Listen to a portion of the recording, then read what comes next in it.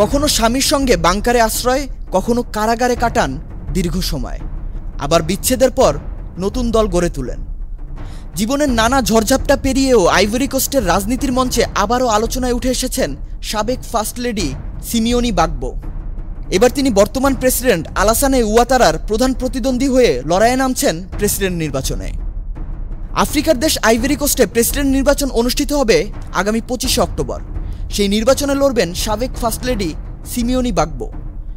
৭৬ বছর বয়সী এই নারী নেত্রী দেশটিতে পরিচিত লৌহ মানবী নামে। ২০০০ থেকে ২০১১ সাল পর্যন্ত প্রেসিডেন্ট ছিলেন সিমিওনি বাগবোর সাবেক স্বামী লরেন বাগবো।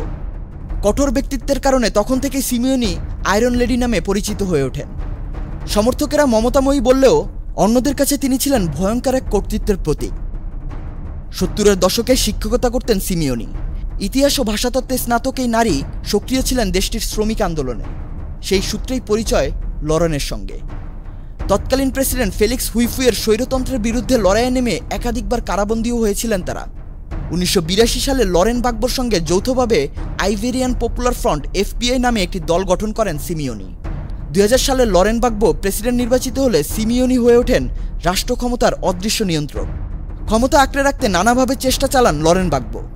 নানা অজুহাতে নির্বাচন পিছিয়ে শেষে ২০১০ সালে নির্বাচন দেন। পরাজিত হয়েও ক্ষমতা ছাড়তে অস্বীকৃতি জানালে শুরু হয় ভয়াবহ সংঘাত।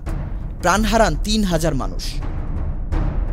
গৃহযুদ্ধের সময় মানবতা বিরোধী অপরাধের জন্য ২০১২ সালে বাগবো দম্পতির বিরুদ্ধে অভিযোগ ওঠে আন্তর্জাতিক অপরাধ আদালতে। সিমিওনির বিরুদ্ধে অভিযোগ প্রত্যাহার করা হলেও লরেনকে নেদারল্যান্ডসের দ্য হেগ শহরে অবস্থিত এই আদালতের হেফাজতে কাটাতে হয় ৭ বছর। ২০২১ সালে লরেন দেশে ফিরেই সিমিওনির সঙ্গে বিবাহ বিচ্ছেদের ঘোষণা দেন। বিচ্ছেদের পরও সিমিওনি দমে যাননি। কখনো ফার্স্ট লেডি, কখনো বন্দী, আবার কখনো নতুন দলের প্রতিষ্ঠাতা হয়ে সামনে এসেছেন। সব প্রতিকূলতা পেরিয়ে এবার তিনি প্রেসিডেন্ট প্রার্থী হিসেবে লড়াইয়ে নেমেছেন। জয়ী হলে তিনিই হবেন আইভরি কোস্টের প্রথম নারী president. Hello Bangla news desk.